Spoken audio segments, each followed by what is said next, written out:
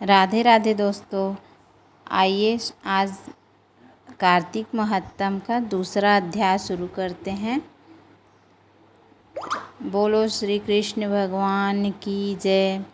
भगवान श्री कृष्ण आगे बोले, हे प्रिय, जब गुणवती को राक्षस द्वारा अपने पति एवं पिता के मारे जाने का समाचार मिला तो वह विलाप करने लगी।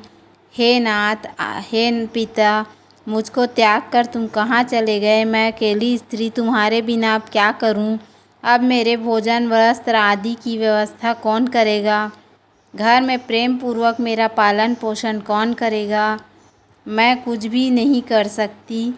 मुझ विधवा को कौन रक्षा करेगा? मैं कहाँ जाऊं? मेरे पास तो कोई ठिकाना भी नहीं रहा। इस प्रकार विलाप करते हुए गुणवती चक्कर खाकर धरती पर गिर पड़ी और बेहोश हो गई। बहुत देर बाद जब उसे होश आया तो वह पहले की ही तरह भांति करुण विलाप करते हुए शोक सागर में डूब गई। कुछ समय के पश्चात जब वह संभली तो उसे ध्यान आया कि पिता और पति की मृत्यु के बाद मुझे उनकी क्रिया करनी चाहिए जिससे उसकी गति हो सके।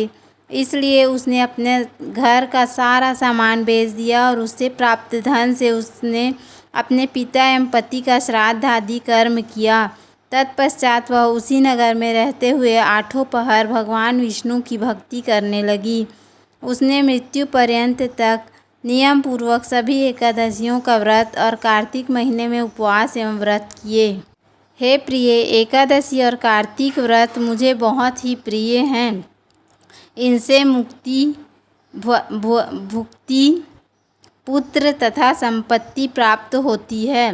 कार्तिक मास में जब तुला राशि पर सूर्य आता है तब ब्रह्म मुहूर्त में उठकर स्नान करने व व्रत व उपवास करने वाले मनुष्य मुझे बहुत प्रिय हैं, क्योंकि यदि उन्होंने पाप भी किए हों तो भी स्नान व व्रत के प्रभाव से उन्हें मोक्ष प्राप्त हो जाता है। कार्तिक में स्नान, जागरण, दीपदान तथा तुलसी के पौधे की रक्षा करने वाले मनुष्य साक्षात भगवान विष्णु के समान हैं। कार्तिक मास में मंदिर में झाड़ू लगाने वाले, स्वास्तिक बनाने वाले तथा भगवान विष्णु की पूजा करने वाले मनुष्य जन्म मरण के चक्कर से छुटकारा पा जाते हैं। यह सुनकर गुणवती भी प्रतिवर्ष श्रद्धापूर्वक कार्तिक का व्रत और भगवान विष्णु की पूजा करने लगी। हे प्रिय, एक बार उसे ज्वर हो गया और वह बहुत कमज़ोर भी हो गई। फिर भी वह किसी प्रकार गंगा स्नान के लिए चली गई। गंगा तो वह पहुंच गई, परंतु शीत के कारण वह बुरी तरह से कांप रही थी। इस तरह वह शिथिल हो गई। तब मेरे भगवान विष्णु दूत उसे मेरे धाम में ले आए।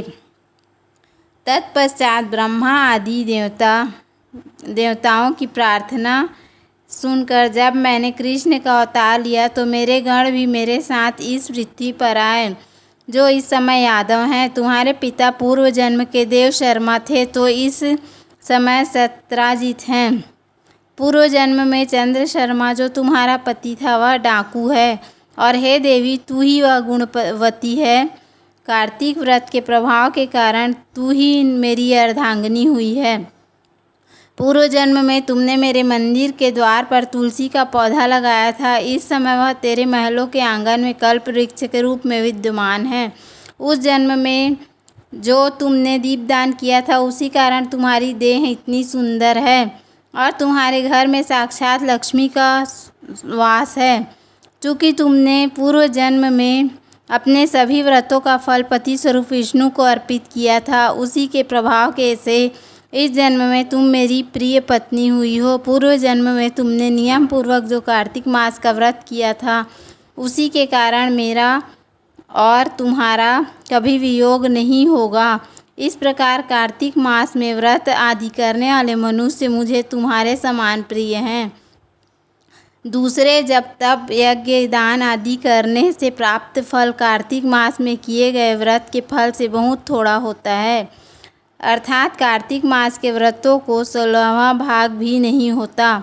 इस प्रकार सत्यभामा भगवान श्री कृष्ण के मुख से अपने पूर्व जन्म के पुण्य का प्रभाव सुनकर बहुत प्रसन्न हुई। बोलो श्री कृष्ण भगवान की जय। इसी तरह की कथा आगे सुनने के लिए आप हमारे चैनल को सब्सक्राइब करें, वीडियो को लाइक करें। धन्यवाद। राधे राधे।